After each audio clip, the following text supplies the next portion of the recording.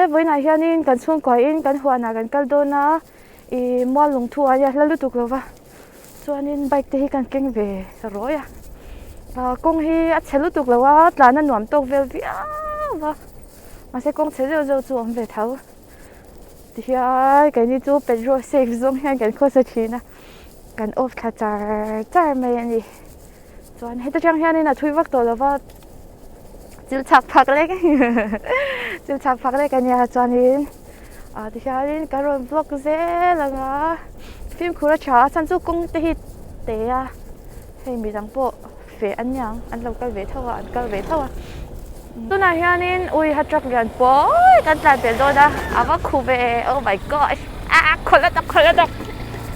khó lắm ê khaya JCB đâu open đi so crane, oh my god.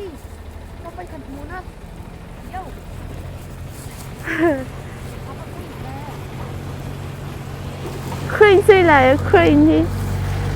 Wow.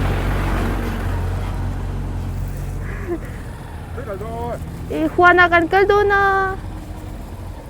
Ole crane tu tikhan kan mu zau ta. Ko ke tu la khucha khoppe a. Khai. Kan tu che palo. Accident to lo re.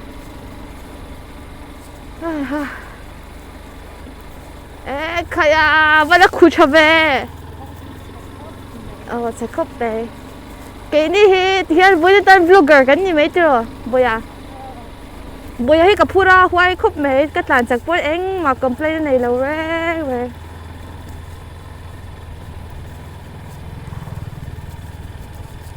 Boya hi man ani man MAD man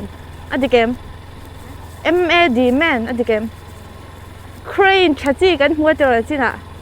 transformer mi vela ang top bumblebee khai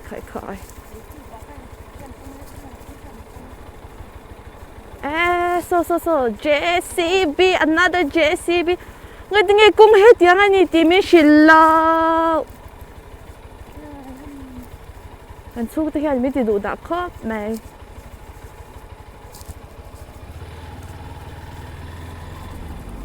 JCB turn do ni so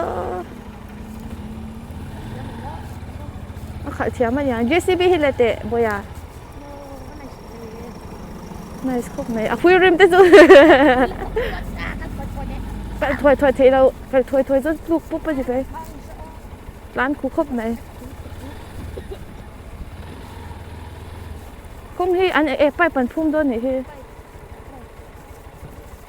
các bạn thấy thật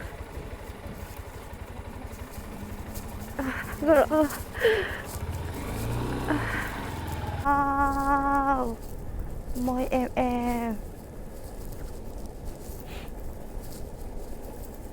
cái đầu sôi tôi cái tiếng cái môn piano những cái gì ki công hi chaกันจะตัวชัดตบสิเราคิดเลยมาสิกันอันสิกันจูไปปันพุ่งวางอันเนี้ยแต่ฮันเนรถไซน์เตลเราอันเว็บก็มาสินี่มีนักเรียนนี่ค่ะเฮ้ยฮัมฮ่ากงอาเตะเขาแม่มอเตอร์จักเต้านรนตาทุกทางที่เตะปอยเราร้านเราตัวรังไงพอดีละส่วนนี้กันแค่น้ำมันตัวริบลับวักตัวแล้ววะไปขับที่ CB 200X นี่Honda ยันตัวนั้นสต็อกกันนี่ไม่กินกระชาดุมเซนเล่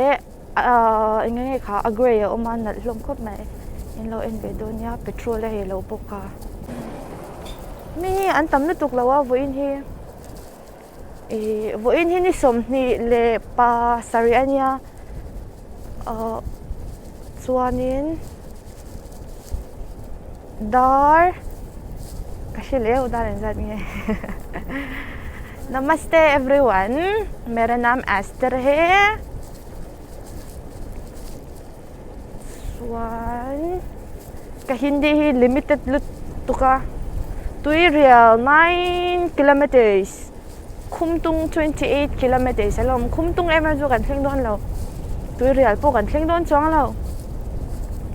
mà sẽ khuya một những chút cần khen về nghe tôi này hay cần mà hiện nên access là na Suzuki product mà chẳng el thì chẳng el hay road sign này là mà cũng coi rồi vậy là mà coi rồi vậy là màกันcoiยังกันมาcoi thiêm tắc em it's like cũng hay quite convenient because petrol can save khá charger thế à kan nung hiện mình làm bel đồ anh yang mình làm bel tiệt lắm kìa mình làm bel ta man về chapa chú hey the view is so beautiful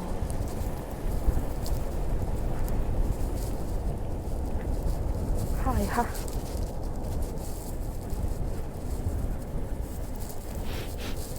xịt lang ole tụi này cho nên khoản cho cảnh khen ta hay bike boarding đậu tấp mà ta hay cặp bu bò lỡ chắc khớp mày cho nên hay cảnh giàu con nhỉ hay ta hen thiên anh đã chuyện á ta son utensils cảnh đó tuan we have 2 buckets of water tuan hay ta hen kum pakhat oma chuan there is another kum here chuanin balcony a han kan kalanga hei hi huan thlang lampang ania en tlawun sam fai khop mai a hi tui don ma se tui ero om liu he tiang vel hi ni huan a chuan hian ka thuta thing nawa hian thing tana hian ka thuta a chuanin ni hi sa em ka omna po hi ni sa chok zing chok a box zero ka rela tram em bok chu te sonin eng ma hi ni to lawa leisin ron le pani tong am le pani chu tui ti tak chan ke i zo thei da shama milkshake hi an ron le boka strawberry nia ka tu lawa chuan hian lung oi lo hian tian thinga chuan ka thuta ni alo me sake panin len sual an tia tla hianin mase sake yan vani lo fel ve bi chian na kan ne yang sake yan ni lo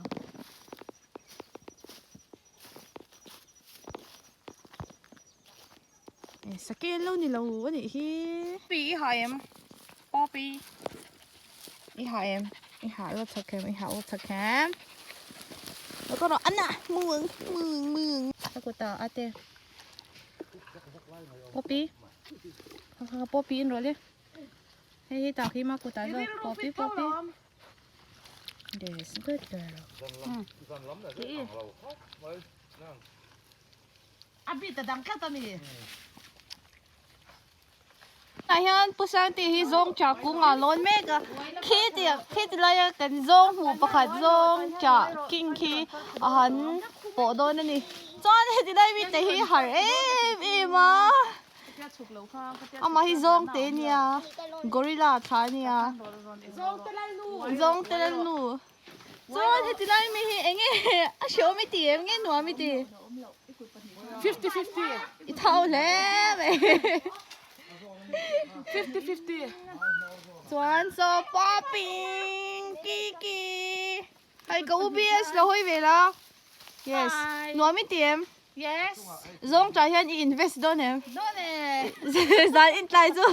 tomato shet lem ready alo tha the oh zong cha